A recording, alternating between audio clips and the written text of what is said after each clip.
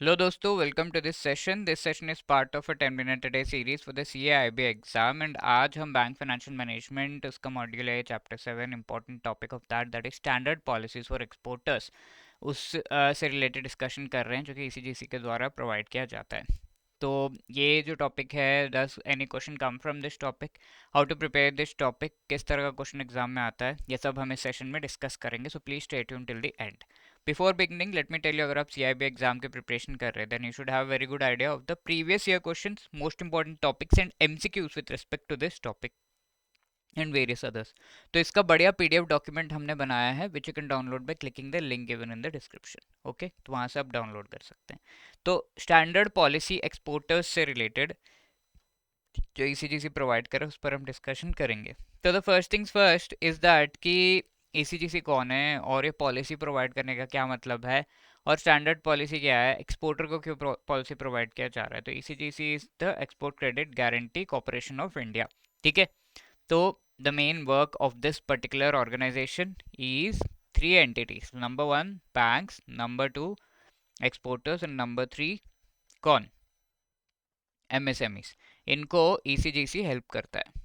Help with respect to what, जो भी ये ट्रांजैक्शंस कर रहे हैं उनसे रिलेटेड पेमेंट्स अगर इन्हें नहीं मिल रहे हैं तो इनको लॉस हो सकता है। फॉर एग्जांपल, बैंक एक्सपोर्टर को लोन लेते हैं, बैंक कई बार जो बायर है उसको लोन देते हैं, तो ऐसे केस में इफ़ दे डू नॉट पे बैक तो बैंक को लॉस होगा। तो बैंक को ये जो ट्रांजैक्शन किया हुआ है उसके ऊपर एक इंश्योरेंस पॉलिसी प्रोवाइड किया जाता है by the ECGC। Similarly exporter ने एक्सपोर्टर को कुछ मनी रिसीव होना है with respect to the activities that the exporter is doing, तो लेट्स से वो मनी एक्सपोर्टर को रिसीव नहीं हुआ। ओके, बायर ने पैसे नहीं दिए हैं, तो ऐसे केस में एक्सपोर्टर को भी लॉस हो सकता है, तो इसने भी कुछ इंश्योरेंस लेना पड़ेगा। Apart from that MSME is also going to do certain activities. ठीक है, तो MSME को भी लोन्स लेना पड़ता है। एंड कई बार MSME जिनको सेल कर रहा है, बायर्स है, वो लोग इनको पेमेंट करते हैं, तो अगर वो पेमेंट नहीं आए तो उनको भी लॉस है, तो they have to take some insurance on that particular payment. ठीक है, ये तीन चीज़। And apart from that ECGC also provides कि जो बायर्स हैं उनके क्रेडिट वर्दीनेस कैसी है, बिकॉज इंश्योरेंस प्रोवाइड कर रहा है तो इट डेफिनेटली टेक्स केयर कि बायर्स, मेनली लोन बायर्स को दिया जाता है कि वो पेमेंट कर दें, या फिर एक्सपोर्टर को कई बार, ताकि वो अपने एक्सपोर्ट रिलेटेड मैन्युफैक्चरिंग एक्टिविटीज़ अच्छे से कर पाए। तो बायर को जो मोस्टली पेमेंट किया जाता है, तो बायर का क्रेडिट वर्दीनेस, क्रेडिट रेटिंग तो पता होना चाहिए ना, तो वो ECGC ये क्रेडिट वर्दीनेस भी असेस करता है for the buyers. So these are the four entities with respect to whom ECGC actually works. Now we are starting with the first entity, the most important one ECGC के जो purview में आते हैं, they are the exporters. अभी exporters जो है उनको किस तरह के इंश्योरेंस पॉलिसीज दिए जा रहे हैं, इसका डिटेल्ड वर्णन, डिस्क्रिप्शन हमारे इस चैप्टर में है। तो सबसे पहला टाइप ऑफ पॉलिसी के बारे में हम आज पढ़ रहे हैं। ओके, तो ये स्टैंडर्ड पॉलिसी है, नॉर्मल पॉलिसी है। Standard means applicable to all kinds of exporters या फिर ऑल काइंड्स ऑफ बायर्स से रिलेटेड ये पॉलिसी रहेगा। ओके, स्टैंडर्ड पॉलिसी, पॉलिसी में हमेशा ये होता है कि there are some risk that are being covered. Okay, with respect to certain risk ये पॉलिसी दी जाती है। अब एक इंश्योरेंस पॉलिसी का काम क्या है, इंश्योरेंस पॉलिसी लिया क्यों जाता है, ये पॉलिसी लिया जाता है because always you are having some transaction में हमेशा रिस्क रहता है। एक तो ये रिस्क रहता है कि सामने वाला लौटाएगा नहीं आपको पैसे, and we spoke about country risk. तो कंट्री रिस्क को हम डिटेल में डिफाइन कर चुके हैं इन द प्रीवियस सेशंस। हमने कहा था कि कंट्री रिस्क जो है, ये किसी और कंट्री में ये पैसे भेजना, ट्रांजैक्शंस एक्सपोर्ट से रिलेटेड होता है, तो country risk actually manifest in different ways, and इस वजह से हमें इंश्योरेंस लेना पड़ता है ऑन दोज थिंग्स। ठीक है, तो country risk is there, and ये कंट्री रिस्क एक एग्जांपल हो सकता है अगर एक्सपोर्टर ने अपने जो गुड्स है वो भेज दिए हैं इंपोर्टर को, बट इंपोर्टर ने उस पर पेमेंट ही नहीं किया और इससे रिलेटेड कोई स्टैंडर्ड कॉन्ट्रैक्ट भी नहीं है, तो ऐसे केस में that is part of a country risk. ठीक है, डिफरेंट कंट्री में एंड वहाँ से कुछ खास किया नहीं जा पा रहा, ऐसे केस में it is a country risk. तो ऐसे रिस्क को कवर किया जाता है अंडर दिस पॉलिसीज। अगर ऐसा कुछ हो रहा है तो एक्सपोर्टर को तो लॉस ना हो, वो इंश्योरेंस क्लेम कर सकता है। देन इंश्योरेंस कंपनी अब ये इंपोर्टर को पकड़ेगी कि भाई क्या, क्यों नहीं दे रहे, ऐसा कुछ। तो एक्सपोर्टर को तो अपना पैसा मिल गया। ठीक है, ऐसा। तो अगर कुछ और बहुत बड़ी दिक्कत है, डिफिकल्टी है, तो the insurance company will also enquire with the importer कि ये क्या चल रहा है, why are not giving the money. अब देखिए, अब ये जो स्टैंडर्ड शिपमेंट पॉलिसी है, ये पॉलिसी डिफरेंट तरीके का हो सकता है। कमर्शियल, पॉलिटिकल, सब रिस्क से रिलेटेड ये जो पॉलिसी है वो होती है, ठीक है। तो commercial and political, these are the two categories of risk. एक तो हमने कंट्री रिस्क ऐसे जनरल डिफाइन कर दिया। अब होता क्या है कंट्री रिस्क में, दो कैटेगरीज के रिस्क है। एक तो कमर्शियल रिस्क है, कमर्शियल नाम से हमें पता चल रहा है ये वो रिस्क है जो कि मनी रिलेटेड है मोस्टली, ठीक है। एंड दूसरा जो रिस्क है वो पॉलिटिकल रिस्क है। ये भी नाम से हमें पता चल रहा है कि ये रिस्क रिलेटेड है to the different pieces of governmental activities जो वहाँ पे चल रहे हैं। लेट अस से आपने कंट्री में इन्वेस्ट किया और उसके बाद में वो कंट्री में पूरी गवर्नमेंट ही चेंज हो गई, डेमोक्रेसी से वो डिक्टेटरशिप में आ गया। कई बार होता है ऐसा, तो पॉलिटिकल रिस्क है। इतना बड़ा भी नहीं, बट छोटे पॉलिटिकल इश्यूज भी हो सकते हैं, लाइक लीगल इश्यूज हो सकते हैं जहाँ पर लॉज में चेंजेस आ गए, ऐसी चीज़ें कवर्ड होती हैं। तो आगे हम डिटेल में पढ़ेंगे, but is are the two categories of risk that are to be covered. तो इन कैटेगरीज ऑफ ज़्यादा रिस्क को कवर करना है तो आपको ज़्यादा प्रीमियम पे करना होगा।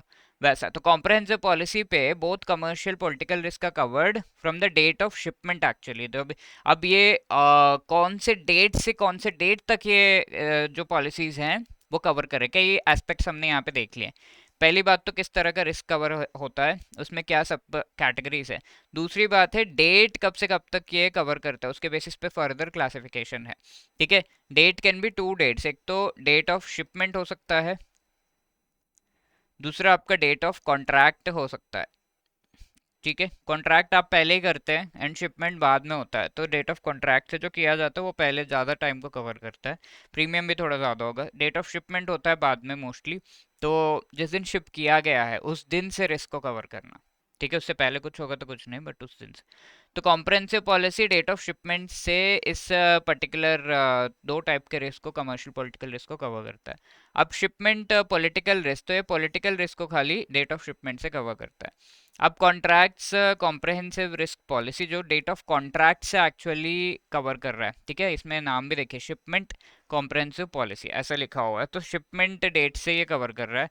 और कॉन्ट्रैक्ट पॉलिसी है तो कॉन्ट्रैक्ट डेट से कवर कर रहा है इस पर्टिकुलर रिस्क को, ठीक है। तो दो इंपॉर्टेंट चीज़ है, कंट्री रिस्क कौन सा है एंड डेट कौन सा है, उसके हिसाब से ये पॉलिसीज है। तो या तो पॉलिटिकल रिस्क खाली, या तो दोनों रिस्क कवर हो रहे हैं from the date of shipment and contract. समझ में आया? स्टैंडर्ड पॉलिसी के 4 टाइप्स जो है आपको समझ में आ गए, राइट। अब आगे, अब स्टैंडर्ड पॉलिसी कौन से रिस्क को कवर कर रहा है। अब कमर्शियल रिस्क में इंसॉल्वेंसी, ओवरसीज बायर का, जैसा मैंने आपको बताया कि वो पैसे नहीं दे पा रहा है, या default by the buyer to pay on the goods accepted by him. अगर वो 4 मंथ्स के अंदर अंदर, ड्यू डेट के 4 मंथ्स के अंदर अंदर नहीं दे रहा है, तो आप सीधा इंश्योरेंस क्लेम कर सकते हैं। 1 जन को लेट्स से आपको पेमेंट आनी थी but you did not get that, April के एंड तक अगर वो नहीं आया 30 अप्रैल तक, तो 4 मंथ्स आपके जा चुके हैं। अब 30 अप्रैल के बाद 1 मई को you can just claim that particular amount, ठीक है, इंश्योरेंस का। तो ये कमर्शियल रिस्क रिलेटेड है, insolvency and by any reason is not paying beyond 4 months of the due date, तो you can ask. Repudiation buyers, failure हो जाता है, वो गुड्स एक्सेप्ट ही नहीं कर रहा, सर्टेन कंडीशंस में गुड्स ले ही नहीं रहा, तो ऐसे केस में लॉस हो गया। आपने गुड्स सेंड कर दिया, लेट से गुड्स आर पेरिशेबल, तो वापस आना ये सब प्रोसेस में वो खराब हो रहे हैं, तो ऐसे केस में you have lost the opportunity, isn't it, to actually encash your goods.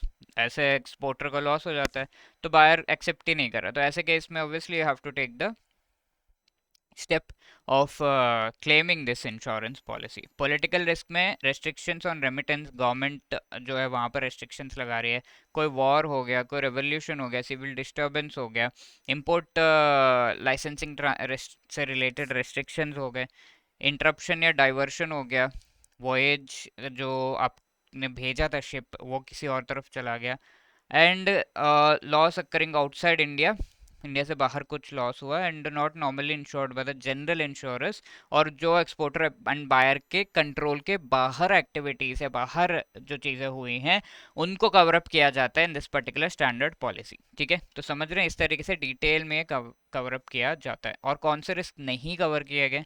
Commercial disputes जो बायर ने रेस किया है कि भाई ये सही नहीं है, वो सही नहीं है, ये पैसे में नहीं दे सकता, वो नहीं दे सकता, इन चीज़ों को नहीं कवर किया गया।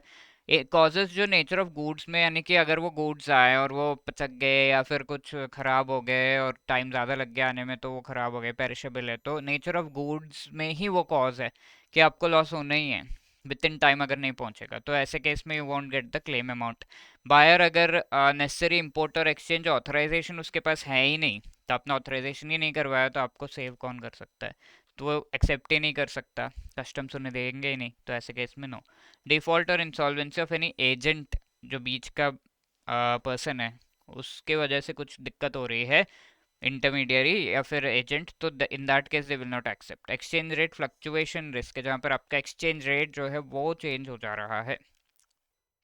ओके, तो in that case also failure of the exporter to fulfil the terms of export contract on his part, और ये सारी चीज़ें, टर्म्स जो है एक्सपोर्टर ने ये प्रॉमिस किया है बट वो प्रॉमिस के हिसाब से सेंड ही नहीं कर रहा गुड्स, तो obviously he will not get the return. And cover granted by ECGC on this policies is around 90% cover होता है। अगर 100 करोड़ का आपका ये पर्टिकुलर एक्सपोर्ट या समथिंग है तो 90 करोड़ तक इसमें कवर्ड होगा।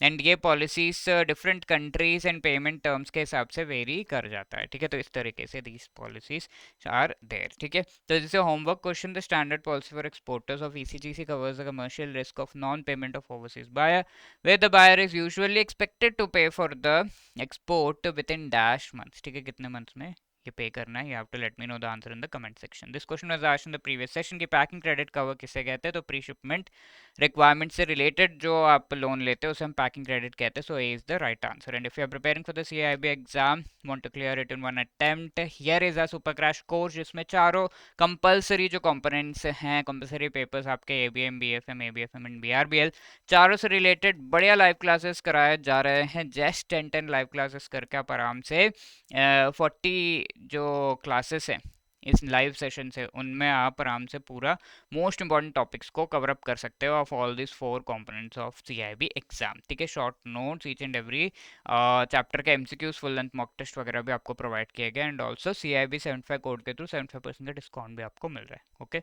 so you can join this particular super crash course by clicking the link given in the description. Wishing you all the best. Any other queries, call us on this number or drop a mail at hello@edutab.co.in. Thank you.